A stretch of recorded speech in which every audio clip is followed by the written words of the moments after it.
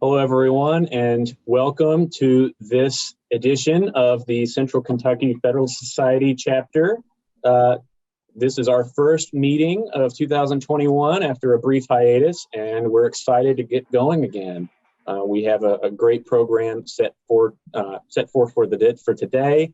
But before moving into that, I do want to note this is not the only event on the calendar. To give you a bit of a tease, we have several events in the pipeline, including one that we're tentatively planning for the week of February 12th. And I guess I can go ahead and say we're eyeing February 12th itself for an event with our friend Paul Salamanca, who has a new presentation that's near and dear to his heart, and he's going to share that with us.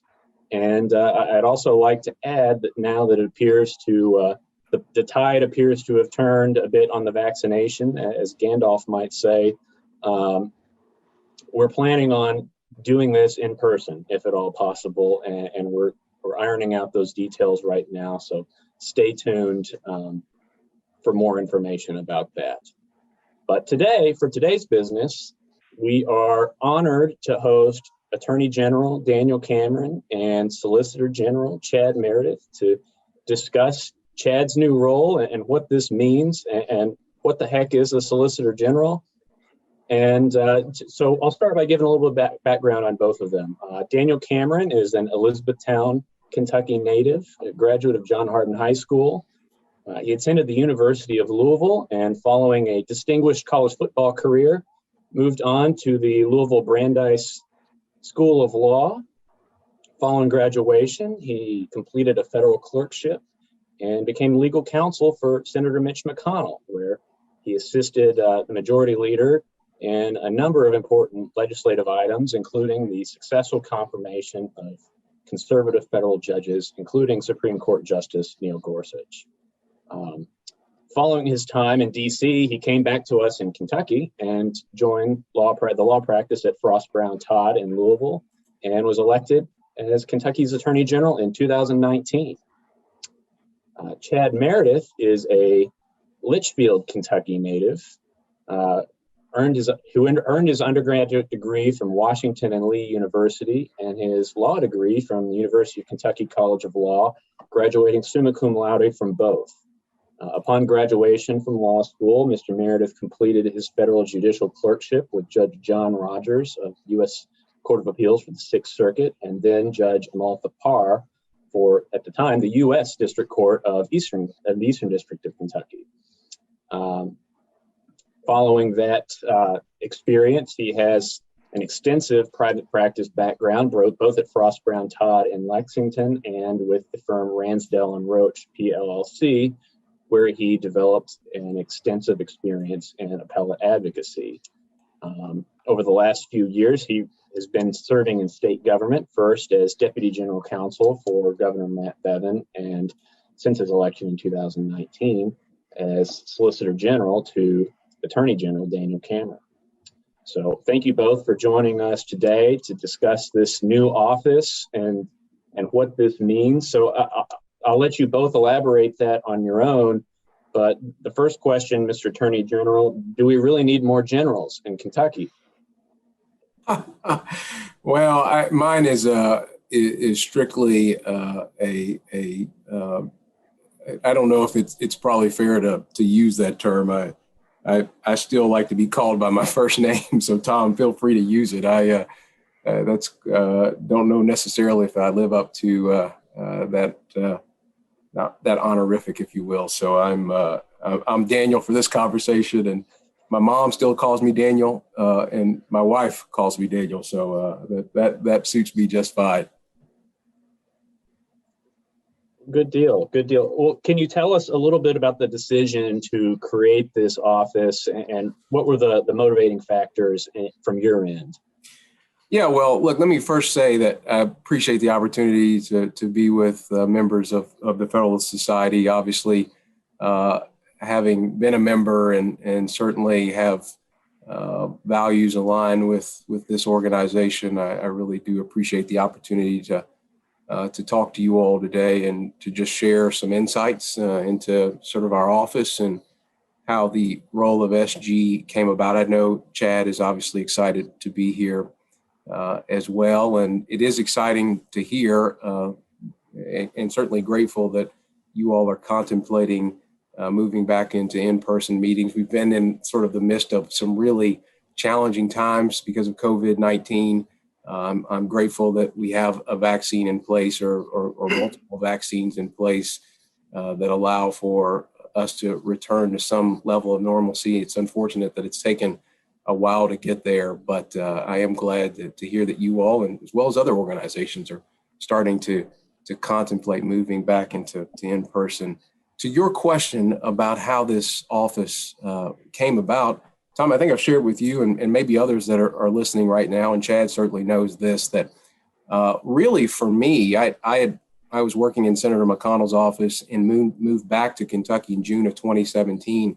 And one of the first big events when I was coming back was the statewide, and I think for the first time, statewide chapter event for the Federalist Society that was held here at the Capitol. I know Chad and Matt Kuhn and Carmine and April Winberg and others were very were instrumental into getting that arranged and having that event occur.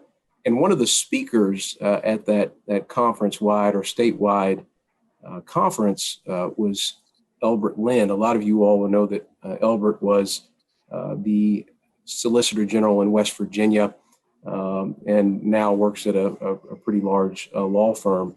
But it struck me to hear him talk about the role that the SG plays in really, and Chad will allude to this or talk about this as well, of giving a state a unified voice as it speaks to higher courts, not only in the respective state that the Solicitor General sits in, but also in higher appellate courts across the country, and ultimately the highest court, the United States Supreme Court. And so that really sat with me and struck me that we didn't have that individual or that operation in Kentucky. And so I said at that moment, and of course, this was before I even really thought about running for Attorney General, I said, if the opportunity ever presented itself for me to be in the AG's office here in the Commonwealth, I'm going to advocate for that position. And lo and behold, at the end of 2018, beginning of 2019, I decided to run for Attorney General and say, well, I've got a platform during a months-long campaign to talk about some priorities. And the SG point doesn't really sell much on a campaign trail, if you can believe it or not. But it did mean something to me, and I know folks that are listening and watching now, just in terms of the importance that an SG's shop can have in really emphasizing the importance of appellate practice. In my judgment, Kentucky's appellate practice, as far back as this office has been in existence here in Kentucky, has sort of been piecemeal. There's not been a unified voice. The emphasis and the importance hadn't really been placed on appellate practice in Kentucky out of the Attorney General's shop. And so it was really important for me to make sure that we brought in really talented folks to work with the talented people that were already in the office, but really joining those energies and joining that intellect and strength, combining all of those talents that we had in the office, again, to speak with a unified voice, to speak strongly with our appellate branches here in Kentucky, but also to be a good neighbor and a good partner to our surrounding states, and as well in speaking to the Supreme Court. And so that was the genesis for the SG shop. I'll let Chad speak about it from his perspective, since he was one of the reasons Elbert Lind ended up coming in to Kentucky. Sure. Thanks, General. Appreciate that. Chad, I do have one housekeeping note I failed to mention at the start of this. We are going to open this up for questions later on in the programming, and I just wanted to remind everybody, if you have any questions for either of our guests today, please enter those questions in the Q&A function of the Zoom meeting. The chat is disabled, so if you post something there, it will be lost to time. So no one will ever see it. So please go ahead, Chad. And I actually have a similar question along those lines. I know you served in a similar role in the Bevin administration, and I was wondering, and jumping on to what Daniel said, if you could say how this is different or the structure behind this component of the Solicitor General's office. Sure. Yeah. Thanks for that, Tom. And before I get to that, I want to say thank you to you and to the Federalist Society for hosting this event. Federalist Society is just one of my favorite organizations ever. I love everything the Federalist Society does, and it's just such an honor and a joy for me to be involved in this forum. So thank you, and thank you also to General Cameron for inviting me to share the stage with him here. And this is a lot of fun for me. And I look through the list of attendees here, and I see a whole lot of friends and former coworkers and some great people there. So thank you all for being here. I was thrilled in 2019 to hear General Cameron talk about his plans to create a Solicitor General's office. And I was even more thrilled when he asked me to assume that role. And it's something that I've long thought Kentucky needs. When I got out of law school, I started my legal career by clerking for Judge John Rogers and Judge Amul Thapar, the two best federal judges in the country, in my opinion. I'm probably a little biased.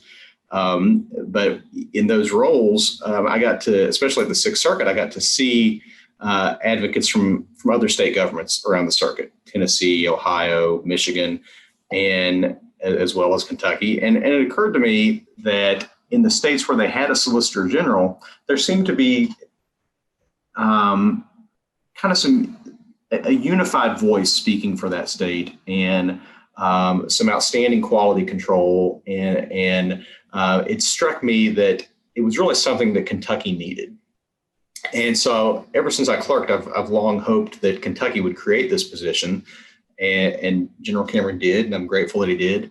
And so I think it's something that was a long time coming. I think we were maybe the 41st or 42nd state to have an SG's office. A couple more have been created since then. So I think something on the order of maybe 44 or 45 states have an SG's office now. This is something that's really gained a head of steam in the last 20 years. 30 years ago, it was almost unheard of. Not many states had it. It kind of started to grow in the 90s, essentially popularized by Judge Jeff Sutton's work as the Solicitor General in Ohio. So after people saw what he was able to accomplish in Ohio, I think a lot of states saw the wisdom in creating this position.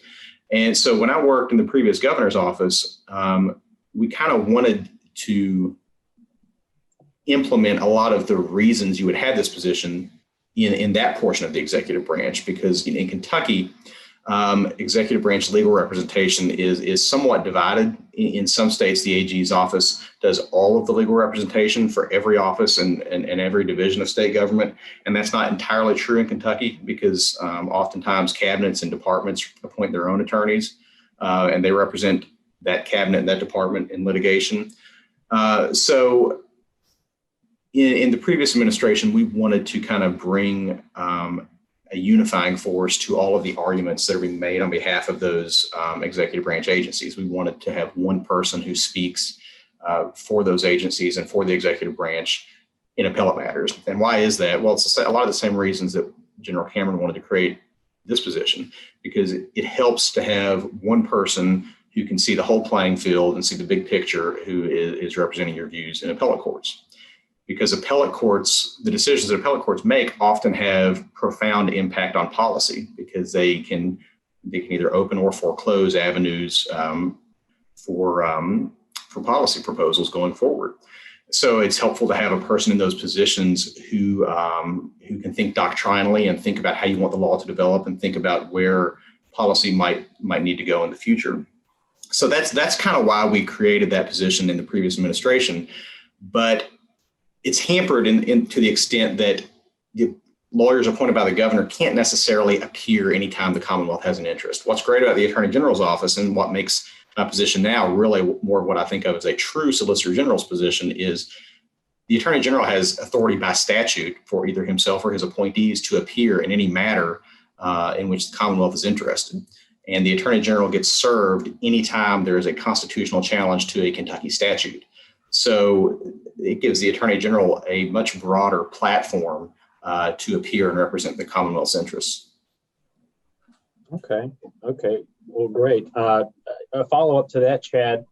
Now, is this office of the Solicitor General codified in the statute, or is this just simply an appointed position? It's both. It's codified now. General Cameron, he'll probably want to speak to this more, but he created the position by executive order when he was first sworn in, and then over the course of the next legislative session, the legislature codified it. Yeah, if I can, Tom, just briefly, one of the things I was new to state government, and so one of the things you recognize pretty early on is that you got to get buy-in from the General Assembly and from legislators. And so there was a little bit of a honeymoon period, right? Because this was the first time that an AG aligned, I think, with the General Assembly. The House and the Senate was in this office. And so they wanted to be helpful. And again, it's not something that is a big selling point during a campaign, but was really important to the institutional structure of this office to make sure that we were, again, not to sound cliche at this point, but really were speaking with one unified voice. And so having an SG was really important to me, really important to bringing over Chad and having Matt Kuhn come along as well. And so the first step was to draft and execute this executive order so that we could implement and get the ball rolling on the front end, but knew that ultimately this would have to be codified in statute. And much in the way that it's not a real strong selling point on the campaign trail, it required a little bit of an educational or an education of our members of the General Assembly, because, frankly, people were asking, well, what is this? How is this different? And so myself and Barry Dunn, our Deputy Attorney General, and Chad and Matt and others really had to go and talk to our General Assembly about, we don't want you to just give us this because this is a honeymoon period and you want to help this office out. We want to make sure you're aware of the significant advantage that this gives us in terms of our practice here, not only in Kentucky, but also in states surrounding Kentucky. For instance, when I go to conferences now or have conversations with folks from across the country, they talk about some of the work that we've been doing in other facets, but what they really hone in on and focus on, and I think what we are trying to build a little bit of muscle memory on, is our appellate branch, is our appellate practice here that's led by Chad and Matt Kuhn very admirably. Those are the things that people, I think, in the legal world care about, is how is your appellate practice stacking up against other states? How is your appellate practice and how are you viewed in terms of the judges in your respective circuit or circuits outside of the Sixth Circuit? And how are you viewed in front of the United States Supreme Court? It was important to me, and again, I think it was important to Chad, to make sure that we had a strong foundation, strong bones, build this SG practice, make it as robust as possible. We still got some work to do. I mean, obviously we can talk about, wanting to bring in more people, staffing and that sort of thing. But I really do think we are setting the right steps in terms of getting this practice off the ground and making sure that we are being known as a strong intellectual group that can hold our weight against really anybody in the country. You raise a couple of interesting points. You've spoken, both of you have spoken quite a bit about a unified voice on legal issues for the state, and you just mentioned divided government. We find ourselves in a strange situation here, at least to Republicans or conservatives, that there is divided government in the executive branch. Now, there have been a couple of instances, but largely over the last 100 years or so, that hasn't been the case. So when it comes to crafting a unified legal position, is there any coordination with the governor, who, as we are all familiar, has his own attorneys? And have there been points of agreement in crafting the state's legal policy?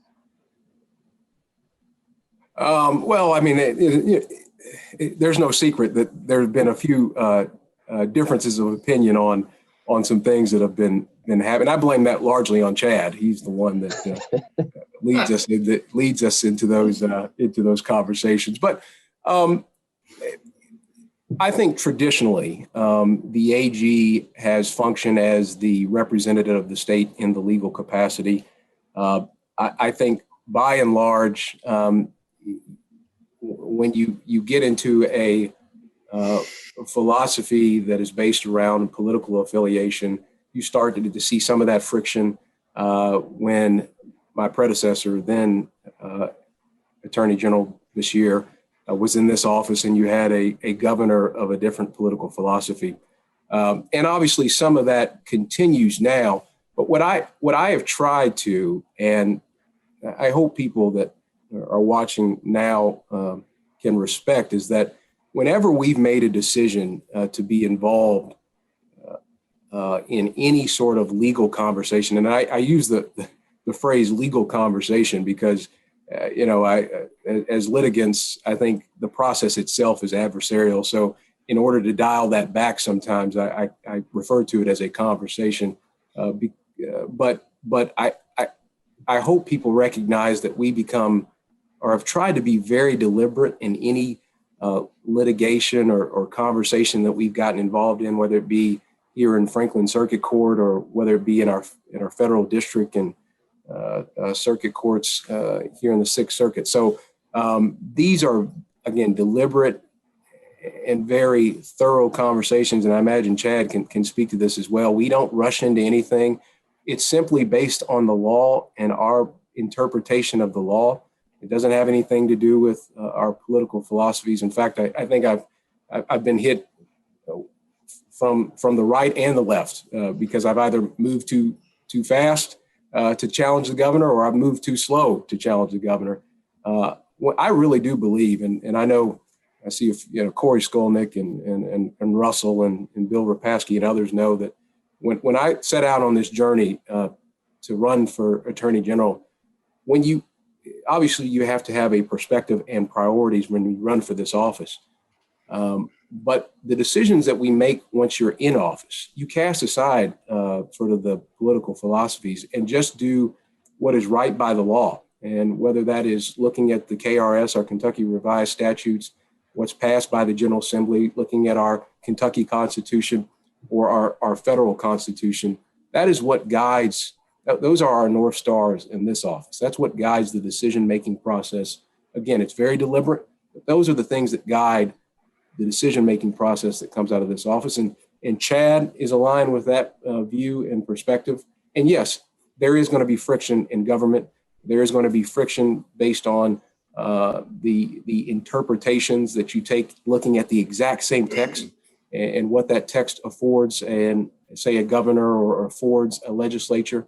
But I frankly believe that these conversations are important because it establishes precedent that can be used going forward, allows for people to get a better understanding, more clarification about how, say, we're supposed to operate in the midst of a pandemic, how we're supposed to treat our industries here in the Commonwealth, how we're supposed to treat religious institutions, how do we move forward in terms of schooling, whether that be a public or private institution. So these are questions of great concern and great interest. And so although there was some friction in the midst of it, I'm glad that we had these conversations. I wished in some instances some of those decisions would have turned out differently, but it was important that we had that conversation. And I think it will help us in terms of moving forward, in terms of the legal conversations we have moving forward in Kentucky. Yeah, and Tom, if I could just pitch in, I'd like to say that one of the things that I'm most proud of about this office is the very principled way in which General Cameron has made decisions and led us based on legal doctrine and legal principles. And he's not made decisions, and this office has not made decisions on the basis of ad hoc judgments or arbitrary judgments or policy preferences. General Cameron has brought a very strong philosophy to this office of simply following the law and interpreting and enforcing the law faithfully. And Tom, I view my job essentially, I view my most important job as being an instrument in protecting the rule of law. And what I mean by that is, the fundamental notion of the rule of law is that the law is something that exists separate and apart from the will and preferences of those who interpret it and enforce it. And so I view the biggest part of my job as being finding ways to advocate in appellate courts for decisions that are going to be doctrinally sound and they're going to comport with the text and original public meaning of our Constitution. And I think General Cameron has done a phenomenal job of creating an atmosphere in this Commonwealth where we are actually paying attention to the rule of law and actually paying attention to matters other than policy preferences and arbitrary or ad hoc desires about what result we want in a particular case. And I think that is an essential element of the rule of law and an essential element of a free society. Great. To shift gears a little bit, back to the formation of this office, could either of you comment on any issues or difficulties or roadblocks you faced in getting this shop going? And related to that, are there any notable victories or defeats over the last 12 to 18 months that you'd like to talk about? Well, on the difficulties and challenges question, I wouldn't say just because of, I spoke a little bit about this honeymoon period. I wouldn't say that there were challenges in terms of getting it off the ground. Obviously, from a personnel standpoint, you want to make sure that you bring in really talented and bright folks to lead this office and help improve upon the systems that are already in place, but really make the entirety of our appellate practice just as strong as we possibly could. And so again, that meant bringing in Chad, that meant bringing in Matt Kuhn and Brett Nolan as well. And we're going to continue to build out. I'm really excited about a young woman that we're going to have coming in at towards the end of the summer. She's going to be coming in from a clerkship, and there'll be others that are going to be a part of this group as we build out over the course of this year. But one of the things that I think I spoke about a little bit was just educating the legislature on what the SG shop is. Chad's right in the sense that roughly 40 states or so had an SG. We were one of the few that didn't have an SG. And so it was unfamiliar territory, unfamiliar ground to folks here in our legislature, just because they hadn't heard the term Solicitor General before and didn't know what that meant. But once we educated them on this is really to give Kentucky a seat at the table in terms of the national legal conversation, but also to make sure that we've got strong leadership in our appellate branch, that we're placing needed and the necessary emphasis on this branch so that we can improve the appellate practice here in Kentucky, and that the perception is that this branch is on the move and that we're getting stronger and stronger every day.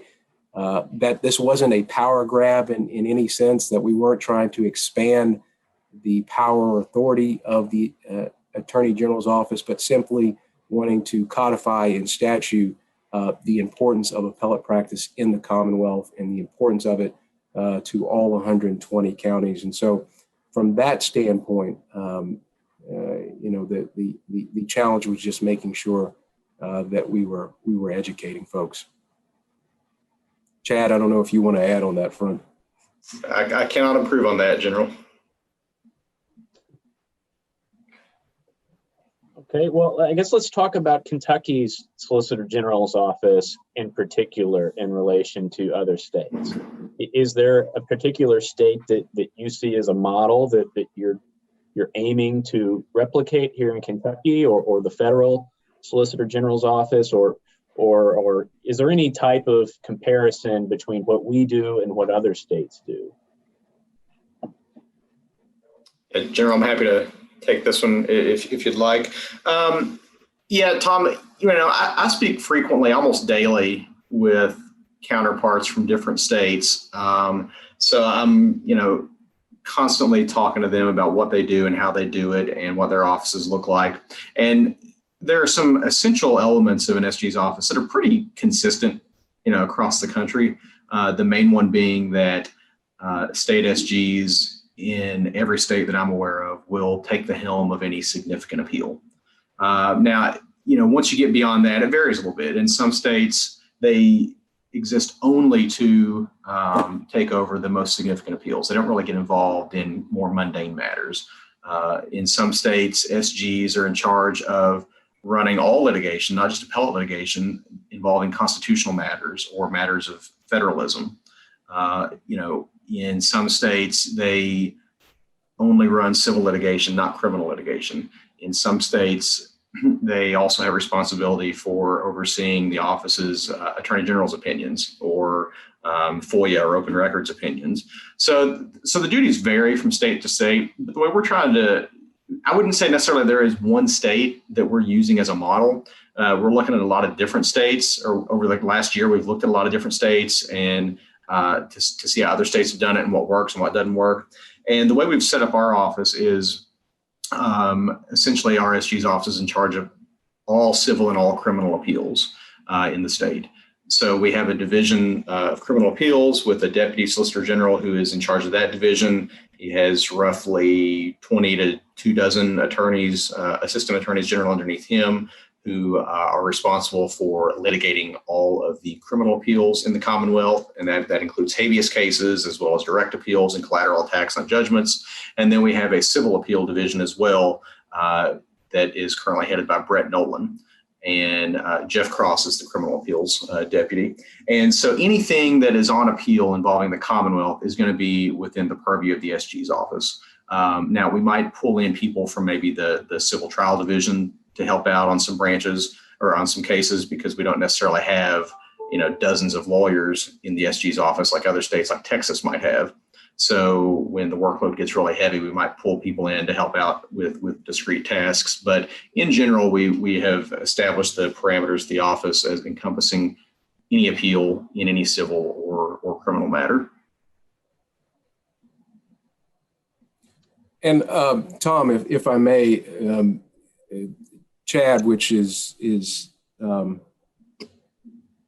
symbolic of his personality, is modest in terms of this conversation. I will just mention again or reiterate the point that I made earlier, which is that when I go out and I'm at conferences, people are talking about Chad Meredith, and people are talking about Matt Kuhn and Jeff Cross, and in large part, it's because for so long, Kentucky, in many ways, sat on the sidelines in terms of these big national conversations and the appellate practice in this country. And I'm not kidding when I say at least once a week, either Chad or Matt or Brett or Jeff are coming into the office and saying, hey, Arkansas wants us to lead on this, or South Carolina wants us to lead on this. Georgia would like for us to lead on this. So-and-so is asking for our opinion or views on this. And so, there's a little bit of reservation or worry whenever you try to create or develop a new branch, or you rebrand it, if you will. But I haven't had any of that angst or any of that concern. Because I know with Chad and the others that I've mentioned that we are now part of that national conversation. And when I say we, I don't mean just the AG's office. I mean Kentucky as a Commonwealth is a part of the national conversation on a whole host of legal issues. You asked earlier about any wins or losses. Obviously we've had mixed results in terms of wins and losses, if you will. But what I think is important about the conversation that we had last year about the extent of executive power in the midst of a pandemic, what impact or effect does that have on the constitutional rights as it relates to religious institutions? Whether we won or lost, being a part of that conversation, having the muscle memory that we now have, being participants in the Sixth Circuit and the United States Supreme Court, where we've had some opportunity to brief there. It really does say a lot about the abilities of the folks that we have here now that are, again, they represent the AG's office, but they also represent Kentucky more broadly. And I hope that you know that they are doing it, that they're representing you well, and that they're representing you with great distinction. So I appreciate it, and I cannot say enough about the work that they're doing. Well, let's talk a little bit about these national legal conversations and these larger joint operations with other states. How do you all reach the decision as to whether to join in any of these lawsuits as either lead parties or friends of the court, or have other states joined us in our own independent legal ventures over the last year or so? Chad, if you like. Sure. Well, Tom, it varies from case to case. This arises in a number of contexts. Probably the most common context is when a state drafts what we call a multi-state amicus brief and circulates to other states. And you often see this arise in situations where there is an issue of common concern in either the U.S. Supreme Court or in one of the U.S. Courts of Appeals. For instance, maybe there is a question about the constitutionality of a state statute that is a statute that is common among states. For instance, Matt Kuhn is getting ready to argue in just a few minutes a case at the U.S. Court of Appeals for the Sixth Circuit about the constitutionality of some of our consumer protection laws. And as you would imagine, I think probably all 50 states have some form of a consumer protection law. So that was an issue of great concern to a lot of states. So the state of Illinois volunteered to write an amicus brief, a multi-state amicus brief supporting us in that case. So states follow these issues, and whenever they see an issue that is of concern to them, they consult with other states and kind of develop a game plan about how they might want to go about writing an amicus brief. And states often approach us and say, hey, we've got this issue. Do you think you guys might be interested in writing a brief to help us out on this? And likewise, we do the same with other states. And so when those come, if we write them, we did 14 of these, I think, last calendar year, which to my knowledge, I'm not aware this office had ever done one of those in the past. Maybe it had, but I'm not aware of it. We did 14. We're very proud of that. And we had a lot of states join all of those 14 briefs. And so, but when those come into us from other states, we read them, we talk about them. And, if the brief is doctrinally sound, if it's an issue that's of concern to us, then we join. There might be any number of reasons why we might not want to join a brief. And just like there might be any number of reasons other than the quality of the brief that people might not want to join ours. So that's one context when this arises. The other context is when a state is actually filing a multi-state lawsuit. And those arise from time to time. Sometimes a state is suing the federal government or a federal agency. Sometimes states are suing other states. It occasionally happens that some states will band together to sue. I think right now, Montana and Wyoming are suing the state of Washington in an original action in the U.S. Supreme Court. We actually filed an amicus brief on that last year. So these lawsuits pop up, whether it's against the federal government, whether it's against another state, they pop up from time to time. And if we take largely the same approach to that, if it's an issue that is of interest to the Commonwealth and it's something that aligns with General Cameron's views and aligns with the platform on which the people of the Commonwealth of Kentucky elected him to represent, then we take a deeper look at it. And, if it's something that we are very interested in and think we can play a positive role in, then we get involved in those. Well, one last thing before I open this up for questions from our participants. I'm going to direct this primarily to the Attorney General, but Chad, please feel free to add your thoughts as well. So I know this is a relatively new office, and you guys are really just getting going, but what is the goal or vision for the Kentucky Solicitor General's office in the future? Are there new things that you want to do that you aren't able to do now, or that you plan to do? Oh, Tom, and kind of referenced or alluded to this a little bit earlier, which is that I want this to be a premier branch of the Kentucky AG's office. And the reason I want it to be such a strong unit here is just because of the ramifications of and the impact of appellate practice. And you can see whether it's stuff that we're doing here in Kentucky or things that are happening in other states. There is great interest in the decision-making that happens in the Sixth Circuit Court of Appeals, all of our courts of appeal, but also the United States Supreme Court. And I think it's important for Kentucky, again, to have a seat at the table. I want people to know that we're ready and willing, and want to be an active participant in these conversations. And so that's my vision. Obviously, I can't stay in this office forever, but it's important that we leave a lasting legacy of strong and very solid appellate practice here, and for others to build upon in the generations to come.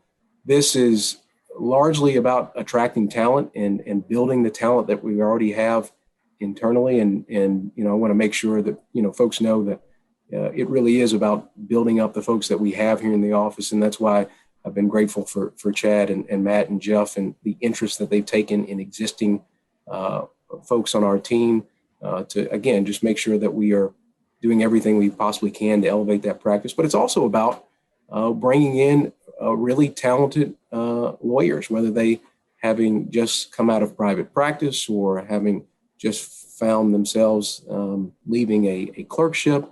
We want to bring in the best and brightest and folks that have an interest in public service. Because look, I'm the first one to tell you that we can't pay you what they can pay you at some of the firms here in town, and I've had conversations with a lot of you all about that exact point.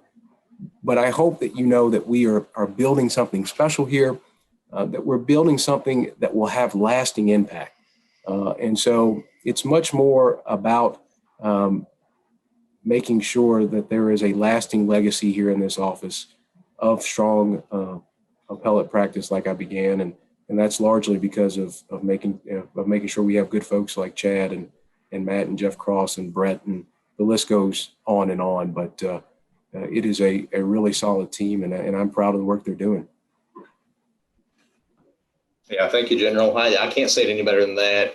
I'll just add that, I want us to, as we continue to staff up and bring on an excellent team, I want us to stay hungry and keep striving for excellence. I think General Cameron has done a phenomenal job of putting in place here a culture of excellence where everyone strives for perfection and is not satisfied with perfection if we ever attain it. We want to keep going above and beyond all previous accomplishments. And I want us to make sure that that we can implement General Cameron's vision in all things. I want us to continue being a national leader in multi-state actions, multi-state amicus briefs. And I want us to get to the point where this office has the respect and gravitas where it's essentially, not just by statute, but also in popular understanding, the Kentucky analog of the U.S. Solicitor General's office. I would love if we got to the point where the Kentucky Supreme Court started calling for the views of this office, like the U.S. Supreme Court does with the U.S. Solicitor General's office. Those are kind of the big picture, long-term visions that I think we have. Okay, great. Well, we have a few questions already, and just as a reminder, if you have any questions for either of our guests, please register those in the Q&A box, and I will get to those in turn. The first question that I see here, there's two that seem to touch kind of on the same topic as to who appoints the Solicitor General and how and under what conditions he or she is removed. And the related question is, would the next AG automatically appoint a new SG? Well, the SG here is essentially an at-will employee, and so they serve, I guess, at the pleasure of the AG, and so we have, again, I brought in Chad because of obviously our existing friendship, but I knew that he was going to be a strong Solicitor General, and so they are by appointment, and I guess they could be relieved of that position at any point by the Attorney General. I can't tell you what any successors in this office might do. I'm hopeful that we'll continue to have, Chad talked about the responsibility of making sure that we defend and advocate and promote the rule of law. My hope is that whomever sits in this office continues to strive to do that and brings in people that will align themselves with that view and that mission. And so, we intend to be here for a while, but hopeful that any successors would be aligned with that viewpoint. Okay. The next question here, John Scheller asks, is there any coordination between the AG and the Governor's Council? And could you explain why or why not? This was touched on a little bit earlier, but I just want to see if there's anything either of you wanted to add to that. Yeah, periodically our offices are in contact, whether it be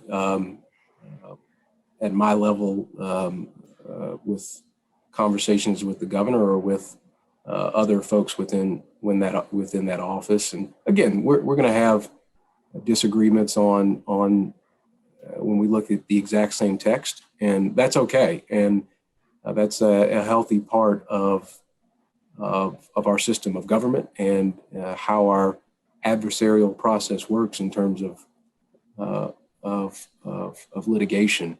But what I hope people take from, part of what they take from this conversation, is that any of the decisions that we've made over the course of 2020 or now moving into 21 aren't made with any animus. I've said this from the very beginning, that I certainly respect the role and the responsibility that then President Trump, now President Biden, our Governor Beshear, our judge executives, our mayors have to play in terms of making sure people stay healthy in the midst of a pandemic.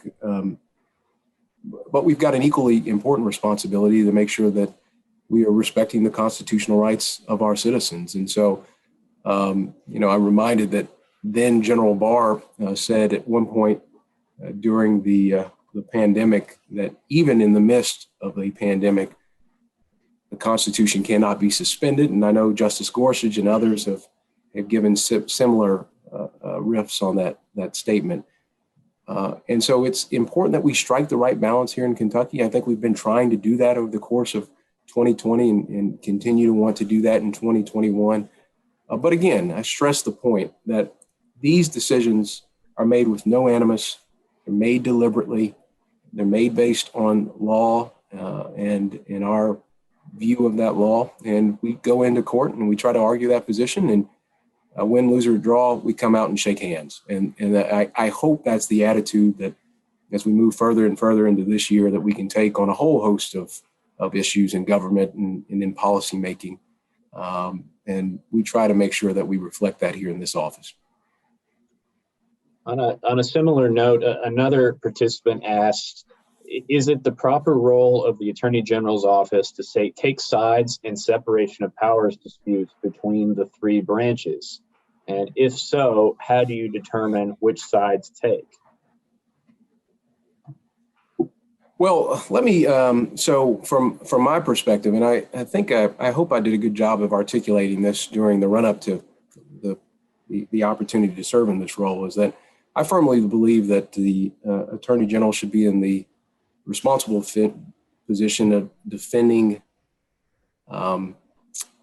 the measures and bills that are passed out of the General Assembly. And, ultimately, that is the responsibility that I view that the Attorney General has. And I believe that's set out in the authorizing statute for the Attorney General's office, KRS 15.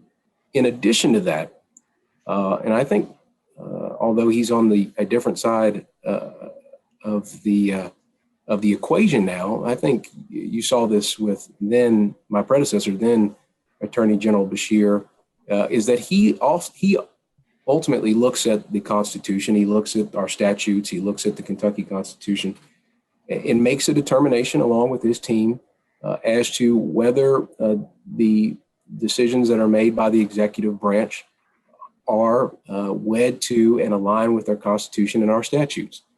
We have undertaken a very similar process in our time in this office. And again, it's made based on great deliberation. And so I think it's an important part and a healthy part of democracy, but also our adversarial system that we have here, to make sure that we're routinely doing this and to make sure that we have clarification on any issues of great magnitude and scope. And so what you saw in 2020 was our responsibility to do that. I think we did it the right way. I know some people might have disagreed with it, but ultimately those decisions or those determinations and conclusions or judgments are made by a court. And those matters have been resolved. We continue to be vigilant in terms of our priority and responsibility to look out for the constitutional rights of our citizens. And it is appropriate for us to dispense with that responsibility. Okay. Tom and General Cameron, Tom, can I just add that General Cameron's question or answer was perfect. And I just want to add a couple things to come at it from not a different angle, but an additional angle.